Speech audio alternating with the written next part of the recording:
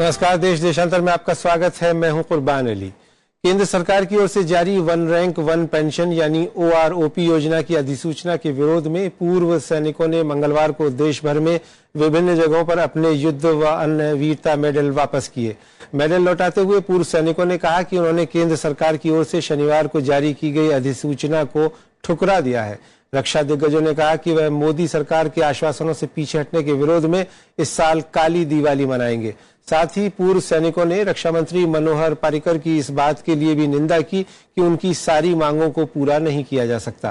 पूर्व सैनिकों का कहना है कि हमारी केवल एक मांग है जो OROP की है। सरकार ने इसमें अन्य प्रावधान जोड़कर मुद्दे को जटिल कर दिया है। हम परिभाषा के अनुसार OROP चाहते हैं। किसी जूनियर को उसके सीनियर से अधिक पेंशन नहीं मिलनी चाहिए। दूसरी ओर रक्षा मंत्री ने कहा है कि लोकतंत्र में सभी को अपनी मांग करने का अधिकार है, लेकिन सभी की सारी मांगों को पूरा नहीं किया जा सकता। उन्होंने कहा कि पूर्व सैनिकों की अधिकतर मांगों को पूरा कर लिया गया है और सरकार एक न्यायिक आयोग का गठन भी करने वाली है। वह पूर्व सैनिकों की सभी समस्याओं पर विचार करेगा।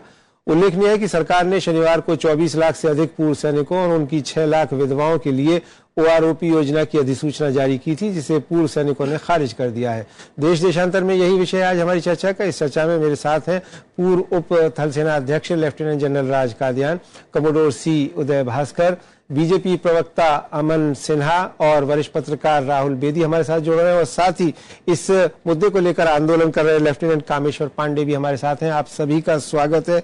सबसे पहले मैं जनरल कादियान साहब आपसे शुरू करना चाहूंगा कि ये लग रहा था सितंबर में कि साहब ये समस्या हल हो गई है, मुद्दा खत्म हो गया है, पूर्व सैनिकों की जो एक लंबे अरसे से मांग थी वो मान ली गई है, लेकिन बावजूद इसके अभी भी बड़ी तादाद में पूर्व सैनिक आंदोलन कर रहे हैं। आज भी उन्होंने अपने मेडल वापस किए हैं। आखिर इसकी वजह क्या है आपकी नजर में? देखिए, पहले तो मैं एक पॉजिटिव नोट पर शुरू करना चाहता हूं जी कि बहुत लंबे अरसे से जो पेंडिंग मुद्दा था वन रैंक वन पेंशन का, उसको सरकार ने जैसा वायदा किया था दिवाली से पहले उसकी नोटिफिकेशन जारी करी है। इससे हमारी विधवाओं को, हमारे जवानों को बहुत फायदा होगा और काफी लोगों में खुशी होगी। लेकिन जो नोटिफिकेशन जारी हुई है उसमें कुछ मुद्दे ऐसे हैं, दो तो बड़े अहम मुद्दे हैं, उनको ना करने से वन रैंक वन पेंशन कहा ही नहीं जा सकता जी। एक शक का मुद्दा है। ये तीन बातें हैं जो दो अहम मुद्दे हैं। वो एक तो ये है कि कोई शहरी कमेटी था आधार हमारी सारी डिमांड का जी। कोई शहरी कमेटी ने बोला है जब भी नई पेंशनें बढ़ती हैं तो पुरानी पेंशनें ऑटोमेटिकली बढ़ जानी चाहिए। नई पेंशनें तब्दील होती हैं साल में एक बार जी, तो जाहिर है कि पुरानी पेंशन भी साल में एक बार इक्वलाइज की जाए, लेकिन सरकार उसको 5 साल में कर रही है। तो उससे फिर 5 साल तक वो वन रैंक को कई अलग अलग पेंशन मिलेगी, तो वन रैंक वन पेंशन नहीं होगा। ये है बड़ा अहम मुद्दा जी। दूसरा जो अहम मुद्दा है कि सरकार ने बोला है कि जो बेंचमार्क को फिक्स करेंगे कि पुरानी पेंशनों को किसके बराबर करें, वो एवरेज पर या मीन पर करना चाहते हैं। वो सही नहीं है, ठीक, क्योंकि अगर वो मीन पर करेंगे तो मीन के नीचे वाले तो मीन तक आ जाएंगे, लेकिन ऊपर वाले वहीं रहेंगे, फिर एक रैंक में कई पेंशन हो जाएंगी जी। तो ये दो। तीसरा जो शक है वो है VRS के बारे में। VRS की कैटेगरी सरकार ने नहीं बनाई है। जो लोग टैक्स पेयर के मनी पर एक्सपर्टीज हासिल करके अगर ग्रीनर पास्चर जी के लिए छोड़ना चाहते हैं, वो सही है कि उनको वन रैंक वन पेंशन का फायदा ना मिले। लेकिन जो या तो सुपरसीड होने वाले हैं या मेडिकल वजह से पीछे रह गए हैं क्योंकि स्ट्रक्चर बहुत टाइट है, ठीक है, उनको इसका फायदा मिलना चाहिए। लेफ्टिनेंट कामेश्वर पांडे साहब, आप अभी सीधे जंतर मंतर से आ रहे हैं और कई महीनों से आप वहां आंदोलन कर रहे हैं। अभी जनरल कादियान ने जैसा कहा उससे आप कितना सहमत हैं, और क्या इसके अलावा भी और मुद्दे हैं जिन पे आपकी सरकार से नाराजगी है? देखिए, जनरल साहब ने जो कहा है बिल्कुल 100% सही है जी। और हम लोग उससे सहमत हैं। अगर ये जो मेन मुद्दा है वही सॉल्व नहीं हुआ तो बाकी मुद्दे इधर उधर के करने से नहीं होगा। दूसरी बात आपने बोला है कि हम लोग मांग रहे हैं, हम कुछ भी मांग नहीं रहे हैं, ये हमारा हक है। और पिछली सरकार जो गई है उसने हमें वन रैंक वन पेंशन दे दिया, और जो आई है वो सरकार उसका वादा करके आई है और इसके बाद फिर नेगोशिएशन। और सबसे दुख की बात है कि रक्षा मंत्री जी बार बार जो है अपना गोल पोस्ट बदलते हैं। उनके सामने जो हमारी मीटिंग हुई थी, कई बार मीटिंग हो चुकी है, जो चार्ट उन्होंने दिखाया था, जो हमसे वादे किए थे, जो उन्होंने ये बोला था कि हम अनाउंस करने से पहले आपको चार्ट दिखा देंगे, वो चार्ट अभी तक हमें दिखाया नहीं गया है। और ये 5 सितंबर को ही अनाउंस हुआ था और 5 सितंबर को ही हम लोगों ने इसको रिजेक्ट कर दिया था।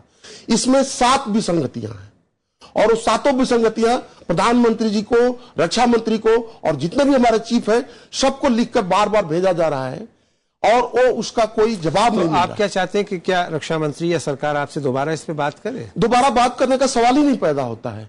जो भी बातें हैं वो साफ रक्षा मंत्री से क्लियर हो चुकी हैं। वित्त मंत्री जी ने वहां से लटकाना शुरू किया और इसके बाद ये लटकता गया, लटकते लटकते इतना टाइम हो गया। और अब जो है ये जब तक 7 विसंगतियां दूर नहीं होंगी, ये आर पार की लड़ाई चलती रहेगी। ठीक है, उदय भास्कर साहब, आप इस पूरे आंदोलन को, इस मुद्दे को किस रूप में देखते हैं?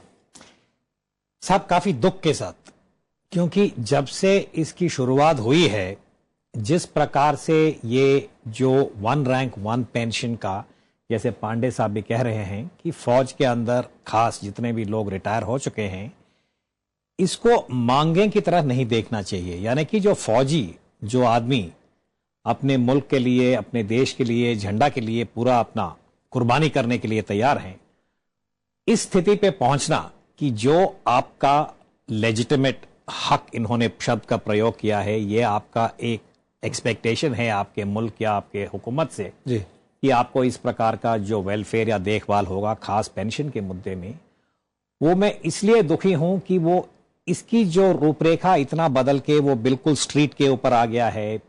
इसी साल हमने आजादी के दिन पे देखा वो जो लाठीचार्ज हुआ था जी। तो ये जो पूरा माहौल है, ये इसमें किसी के लिए शोभा नहीं है। और एक भूतपूर्व फौजी होते हुए मैं भी बहुत चिंताजनक भी हूं और बहुत दुख के साथ कह रहा हूं कि ये जो स्थिति है, यहां तक नहीं पहुंचना चाहिए था। और इस वक्त जिस प्रकार से सरकार ने इसको औपचारिक रूप से घोषित किया है, मैं एक विश्लेषक के दृष्टिकोण से कहूंगा कि साहब, ये 1 रैंक 1 पेंशन जो कि यूपीए सरकार, एंटनी साहब ने बार बार कहा कि साहब हमने इसको अप्रूव कर दिया था, और इसकी जो इंप्लीमेंटेशन में इतना अंतर हो गया है कि इस वक्त संक्षेप में मैं ये कहूंगा कि ये 1 रैंक 1 पेंशन नहीं है, 1 रैंक अनेक पेंशन है। ठीक, राहुल बेदी साहब, आपने अभी सुना हमारे पैनल के कई लोगों को, आप क्या किस रूप में देखते हैं कि क्या वाकई सरकार इस मामले को लटकाना चाहती है, हल नहीं करना चाहती? क्योंकि इतना बड़ा लंबा आंदोलन चला, उसके बाद में ऐसा लगा कि सहमति बन गई है, लेकिन लगता यह है कि मुद्दा वहीं अटका हुआ है। मुद्दा वहीं अटका हुआ है और एक बात होती है चाहत और एक बात होती है रियलिटी। मैं तो रियलिटी की तरफ से अगर देख रहा हूं तो पारिकर साहब ने ये स्टेटमेंट दे दिया है कि जैसे अंग्रेजी में कहते हैं, this is as good as it gets. इससे आगे ना ही उन्होंने कुछ नेगोशिएशन करनी है और ना ही उन्होंने मेरा ख्याल इनकी जो 7 डिमांड्स हैं या 5 डिमांड जो मीट नहीं की, उसको फिर रिकंसिडर करना है। मैं एक सवाल पूछना चाह रहा हूं कि जब ये पेंशन इन्हांसमेंट होगी, जब ये टेबल्स आएंगे और लोगों के अकाउंट्स में, जवानों के अकाउंट्स में, अफसरों के अकाउंट्स में जब पैसे जाएंगे, तो क्या ये एक्स सर्विसमैन जो हैं उनको रिजेक्ट करके अपना आंदोलन चलाएंगे कि उसको एक्सेप्ट करके अपना आंदोलन चलाएंगे? क्योंकि ये दोनों तरफ तो हो नहीं सकता कि वो एक्सेप्ट भी कर लें जो इनको इन्हांस्ड पे मिलेगी और साथ साथ में अपने मेडल भी वापस करें और ये अपना आंदोलन भी चलाएं। और दूसरी बात मैं ये भी कहूंगा कि जो स्पीड और जो मोमेंटम और जो एटमॉस्फेयर सितंबर तक बन गया था बिहार इलेक्शन से पहले, मेरा ख्याल है वो फिर बात उस दौरान पे नहीं आएगी।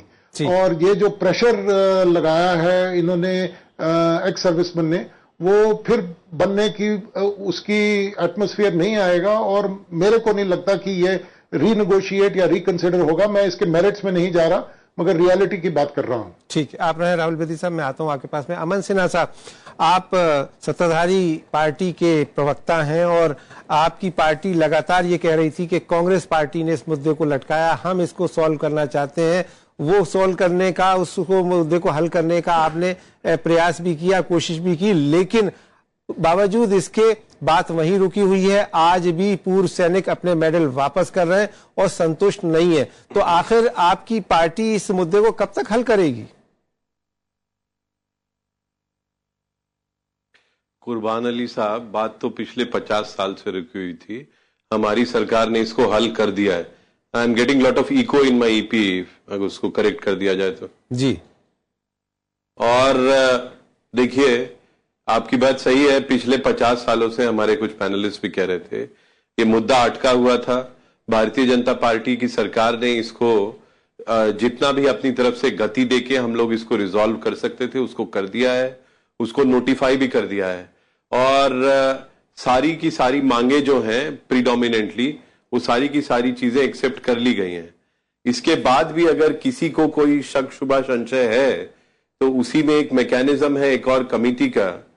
आपको मेरी आवाज आ रही है? जी जी, मैं सुन रहा हूं, बिल्कुल जी, आप बोलें। उसी में एक मैकेनिज्म है ग्रीवेंस कमेटी का, और ये सारे मुद्दे जो हैं हमारे मित्र जाके उनके सामने रख सकते हैं। और मैं कहना चाहूंगा भारतीय जनता पार्टी की सरकार, एनडीए की सरकार, we have highest respect for our defence personnels, और इसीलिए ये मुद्दा जो है इसको प्रायोरिटी पे लेके रिजॉल्व किया गया। और मुझे लगता है कि हमारे मित्रों को भी समझना चाहिए इस बात को। और ये तो उनके सम्मान की लड़ाई थी, कोई यहाँ पे 10, 20, 50, 100, 200 रुपए की ऐसी कोई लड़ाई तो हो नहीं रही थी। जब सरकार ने इस चीज को मान लिया, उसके बाद नोटिफाई भी कर दिया। ऐसी बात हो रही थी कि क्यों नहीं नोटिफाई हो रहा है जब चुनाव की घोषणा हो गई थी, अब नोटिफाई भी कर दिया। मुझे लगता है हमारे मित्र जिन्होंने देश के लिए अपना सब कुछ न्यौछावर किया है या देश के सम्मान के लिए रहे, तो उनके सम्मान की बात थी। सरकार ने सब एक्सेप्ट कर लिया है। अगर कहीं कोई छोटी मोटी त्रुटि भी रह जा रही है तो उसके लिए स्टैट्यूटरी मैकेनिज्म बना हुआ है, वहां पे ये लोग अपने ग्रीवेंस को लेके जा सकते हैं। अमन साहब, आप रहे हैं हमारे साथ। और भी कई फोरम्स हैं। अगर किसी को लगता है कि कहीं अतिशोक्ति या अन्याय हुआ है तो विभिन्न फोरम है, वो अगर उनको लगता है कि यहाँ पे न्याय नहीं मिल रहा है तो वो जाके अदालत में अपनी बात रख सकते हैं। पर इस तरह से उसको मुझे लगता है प्रोलॉन्ग करना, मुझे नहीं लगता है ये उचित होगा। 50 साल से जो बात रुकी हुई थी वो इस सरकार ने रिजॉल्व किया है। इसके पॉलिटिकल एस्पेक्ट पे मैं नहीं जा रहा हूं। जी, आप रहे हमारे साथ, आप सुन ले जरा। कई मित्र जो हैं, जो अमन सिन्हा साहब कह रहे थे, उन्होंने गवर्नमेंट का पक्ष रखा। जी, क्या आपको उनसे अभी भी कोई शिकायत से संतुष्ट नहीं है आप? देखिए, इन्होंने पहली बात की है कि कांग्रेस सरकार ने भी 1 रैंक 1 पेंशन के नाम पर कई बार पैरिटी दी है। ये 1 रैंक 1 पेंशन नहीं, एक पैरिटी है जो कि 1 टाइम इंक्रीज है। 1 रैंक 1 की जो परिभाषा पार्लियामेंट से अप्रूव्ड हो चुकी है, दो पार्लियामेंट से अप्रूव्ड हो चुकी है। और इसके बाद आप अप्रूवल के बाद फिर आप नेगोशिएट कर रहे हैं। बात किस बात? कमेटी की बात कर रहे हैं। इसके पहले कितनी कमेटियां बन चुकी हैं, कमेटी पर कमेटी, तारीख पर इस सरकार ने कितनी तारीख दी। डिफेंस मिनिस्टर ने बड़े वादे के साथ उन्होंने क्रमबद्ध तरीके से बोला कि मैं ये करूंगा, और उसके हिसाब से उन्होंने काम कर दिया। इसके बाद भी देखा जाता, देखिए, फौजी जो हैं वो किसी सरकार के नहीं है, ये किसी पार्टी के नहीं है, पूरे देश के सैनिक हैं। हमें पॉलिटिशियन से कुछ नहीं लेना देना, पॉलिटिक्स से कुछ नहीं लेना देना। हम सिर्फ ये बताना चाहते हैं कि अब जो है गुजारिश कुछ भी नहीं है और कोई नेगोशिएशन नहीं है। अगर कमेटी आप बैठाएंगे, वो कमेटी 6 महीने के बाद में कमेटी बैठा करके इन्होंने एक और चालाकी चली है, ताकि अब जो अगर हम कोर्ट में भी जाना चाहिए, बोले कोर्ट में, फौजी को अगर कोर्ट में जाना पड़े, फौजी को अगर सड़क पर आकर बैठना पड़ता है, मेडल वापस करना पड़ता है, तो आपने फौजियों को कौन सी इज्जत दी? तो मैं बोलना नहीं चाह रहा था। अभी तो हमारे मित्र जो है कह रहे हैं पॉलिटिक्स से कुछ लेना देना नहीं है, और कांग्रेस की हिमायत किए जा रहे हैं, कांग्रेस को डिफेंड किए जा रहे हैं। नहीं, ये कोई बात कामेश्वर पांडे साहब ने नहीं कहा, अमन जी, ये कामेश्वर पांडे साहब ने कांग्रेस की हिमायत नहीं नहीं, ये डिफेंड कर रहे हैं। 2-3 बार ये कह चुके हैं बिल्कुल नहीं, कांग्रेस पार्टी ने ऐसा किया, प्रायोरिटी दिया, ये किया, तो मुझे उसका जवाब देना पड़ेगा। नहीं, आप जवाब बाद में दे लेना। अभी मैं बोल रहा हूं, इन्हीं के कांग्रेस के जो पल्लम राजू थे, उन्होंने ये बोला था कि 1 रैंक 1 पेंशन तो संभव ही नहीं है। तो हम न तो कांग्रेस के गए थे वहां पर, हमने किसी पॉलिटिशियन को अपने मंच पर नहीं आने दिया। तो हम पॉलिटिशियन नहीं है, हम फौजी हैं। हमने शांतिपूर्ण, अगर यही गुजरात के अंदर जो हुआ है उस तरह काम करते, तोड़फोड़ करते, कोई उल्टा सीधा काम करते, सब बात करने के लिए प्रधानमंत्री जी ये बोलते हैं बातचीत से हर मुद्दे को हल किया जा सकता है। लिए वो इतने दिन से सरकार का कोई भी आदमी अब उनकी बात करने के लिए हमारे पास नहीं आया। जी अमन जी, अब बोलिए, अब आप क्या कहना चाह रहे थे? जी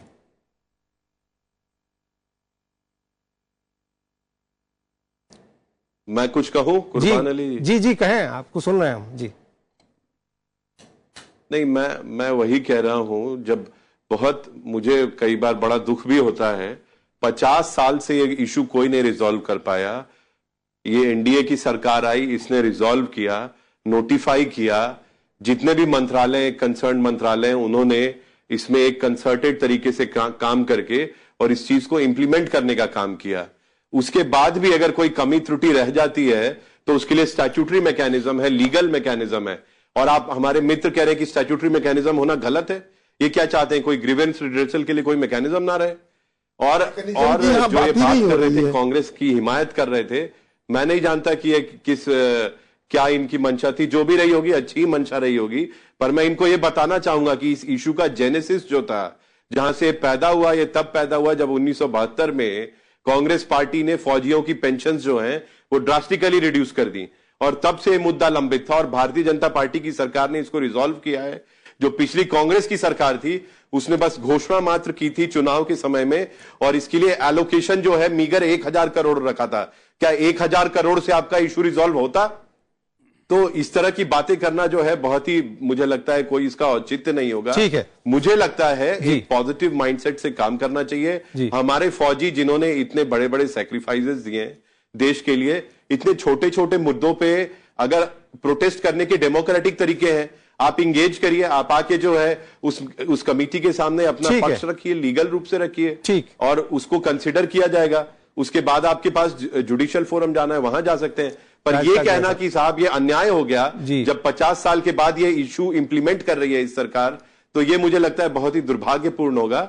और मुझे लगता है हमारे फौजी इस बात को जरूर समझेंगे। राजकादियान साहब, देखिए, एक तो ये डिस्कशन कांग्रेस वर्सेस बीजेपी नहीं है जी। अगर अमन सिन्हा साहब मानते हैं कि 50 साल से मुद्दा पेंडिंग था, 6 साल वो भी पार्टी में रहे थे, पावर में थे, और उस वक्त भी मदन लाल खुराना कमेटी ने बड़ी स्ट्रांग रिकमेंडेशन इसके हक में दी थी, इन्होंने नहीं मानी थी। तो हमारे लिए सब पार्टियां बराबर रही हैं, किसी ने हमारा हक अभी तक नहीं दिया है जी।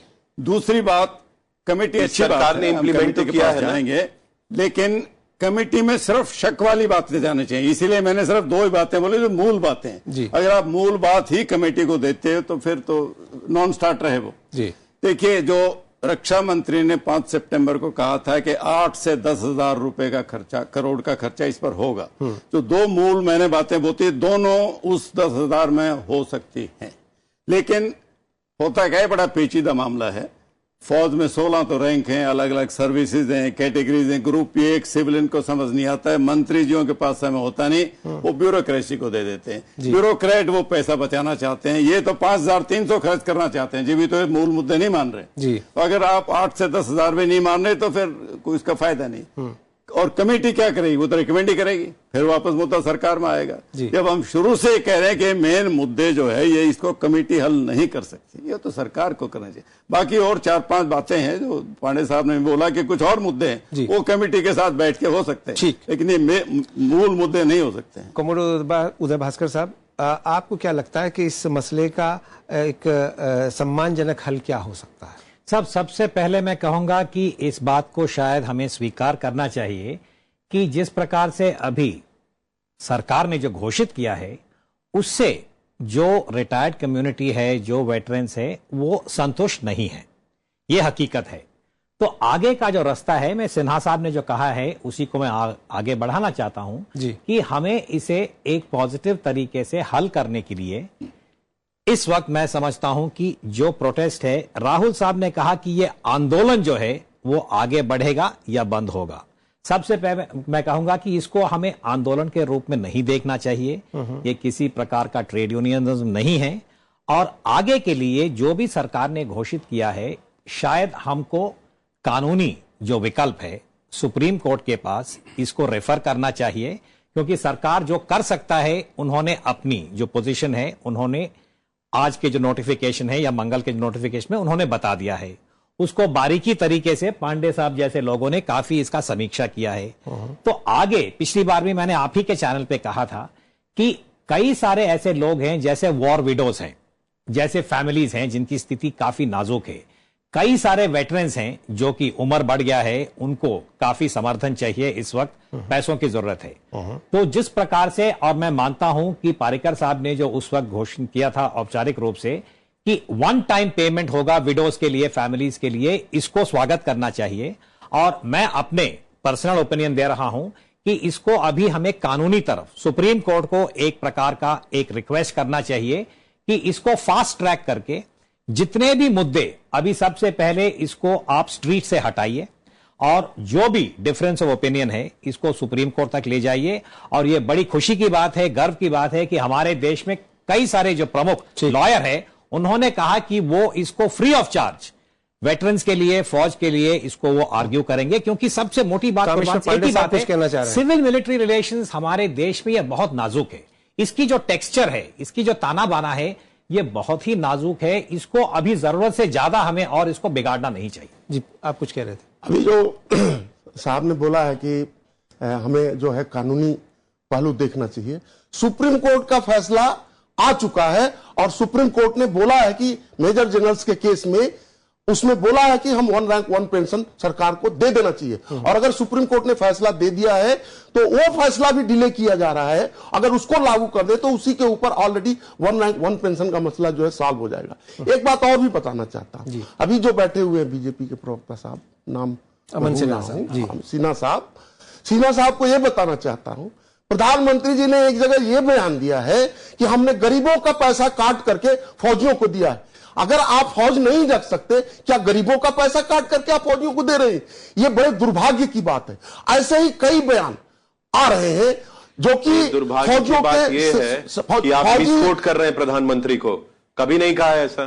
बिल्कुल ये कहा है और ये ऑन रिकॉर्ड है। अगर चाहिए तो उसका हम वीडियो भी दिखा सकते हैं, हमारे पास तो रिकॉर्ड लेके आइए। तो दूसरी चीज करता हूं कि कमिटी से अभी तक, जैसा जनरल साहब ने बताया, कमिटी से इसका फैसला नहीं होने वाला है। जो मेन मुद्दा है वन रैंक वन पेंशन का, वो वन रैंक वन पेंशन का मुद्दा जो है वहीं पर सॉल्व होगा और अब सॉल्व कर देना चाहिए, डिले नहीं करना। राहुल बेदी साहब, आपको क्या लगता है कि किस तरीके से इस मसले का समाधान हो सकता है? उदय भास्कर साहब ने जो कहा उससे सहमत हैं आप? ब्रॉडली सहमत हैं। और जैसे भास्कर साहब ने कहा कि जो सिविल मिलिट्री रिलेशंस हैं वो थोड़े सेंसिटिव हैं, ये भी बिल्कुल सही है और इसको और बिगाड़ना नहीं चाहिए। और ये भी एक मैं आपको अर्ज करूंगा कि काफी जो एक्स सर्विसमैन के बच्चे हैं, बेटे हैं, वो अभी फौज में हैं, तो ये जो डिसअफेक्शन है, अगर ये रिजॉल्व नहीं हुई जल्दी तो ये उन पर भी उसका प्रभाव पड़ सकता है। और ये बात थोड़ी सेंसिटिव है और ये ठीक नहीं है। तो ये इसका हल जल्दी करना चाहिए, मगर मैं नहीं सोचता कि इससे ज्यादा हल होगा। 19-20 का फर्क पड़ेगा, मगर मुझे लगता है कि सरकार ने अपनी इंटेंशंस क्लियर कर दी हैं और इससे ज्यादा कोई असर नहीं होगा। और ज्यादा इससे वन रैंक वन पेंशन का जो बात है वो आगे इससे ज्यादा नहीं बढ़ेगी, मुझे नहीं लग रहा। ठीक है। अमन सिन्हा साहब, सत्ताधारी पार्टी के प्रवक्ता होने के नाते क्या आप आश्वस्त कर सकते हैं पूर्व सैनिकों को कि उनकी ये जो समस्या है इसमें ज्यादा देर ना हो, हीला हवाली ना हो और एक सम्मानजनक इसका एक हल तलाश किया जाए? निकल रहा है संक्षेप में। देखिए कुर्बान अली जी, देखिए ऐसा है, जैसा उदय भास्कर जी ने भी कहा जी कि किसी भी चीज को एक पॉजिटिव माइंडसेट से अप्रोच किया जा सकता है, एक नेगेटिव माइंडसेट से अप्रोच किया जा सकता है। आप अगर ये देखें कि जो मुद्दे पे कुछ भी नहीं हुआ था एड्रेस करने के लिए सब्सटैंटिवली पिछले 50 साल में, वो आज इंप्लीमेंट हो चुका है। देयर इज सब्सटैंशियल हेडवे, काफी आगे हम लोग उस पे आ गए हैं। हो सकता है किसी को उसमें कोई अभी भी कोई ऑब्जेक्शन हो, किसी को और भी गिला शिकवा हो, पर अगर कोई ये कहे कि जो पहले की स्थिति थी उससे हम लोग इंप्रूव नहीं किए या उससे कहीं पीछे चले गए, ये कहना का तो कोई औचित्य नहीं होगा, ये तो कोई फेयर क्रिटिसिज्म भी नहीं होगा। तो इसलिए पहले उसको हम लोग पॉजिटिवली लें। नेगेटिव सोचने का तो कोई अंत ही नहीं है, आप सोचते रहिए नेगेटिव, वो तो अनंत है।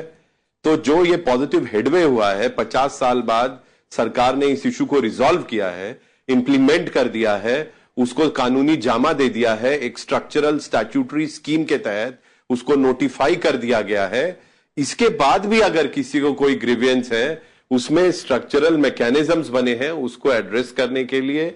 हमारे मित्र उसका लाभ लें, उसको अवेल करें अगर किसी को भी कोई लगता है कि उसमें कोई त्रुटि है।